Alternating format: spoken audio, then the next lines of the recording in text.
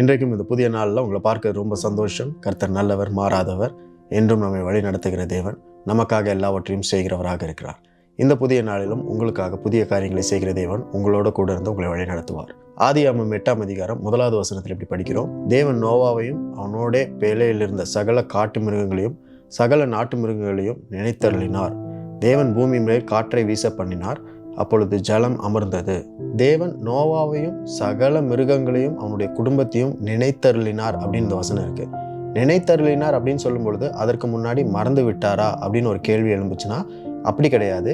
இது எதற்காக நினைத்தருளினார்ன்ற வார்த்தை சொல்லப்பட்டிருக்குன்னா, எபிரேய மொழியிலிருந்து நேரடி மொழிபெயர்ப்பு நீங்க பார்த்தீங்கன்னா, தேவன் செயல்பட துவங்கி விட்டார் என்ற அர்த்தம். தேவன் நோவாவுக்கும் அவன் குடும்பத்திற்கும் சகல மிருகங்களுக்கும் பறவைகளுக்கும் செயல்பட துவங்கி விட்டார்.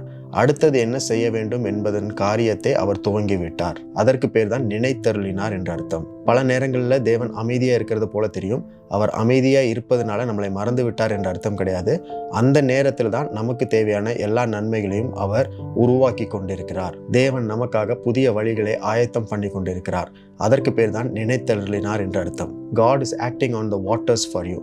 மழை பெய்ந்து முடிந்ததுக்கு அப்புறம் பூமி எங்கும் வெள்ளம் இருந்தது.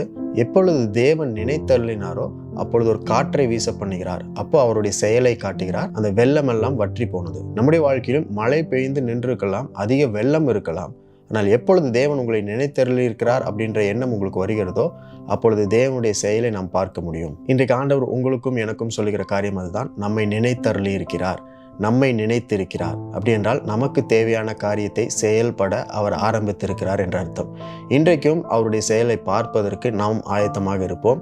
நமக்கான புதிய வழிகளை அவர் ஆயத்தம் பண்ணி வச்சிருக்கிறார். புதிய காரியங்களை அவர் ஆயத்தம் பண்ணி வச்சிருக்கிறார். நாம் நினைக்க முடியாத பெரிய காரியங்களை தேவன் நமக்காக ஆயத்தம் பண்ணி வச்சிருக்கிறார். அந்த காரியத்தை செயல்படுத்த துவங்கி விட்டார். அதுதான் நினைத்தருளி இருக்கிறார்.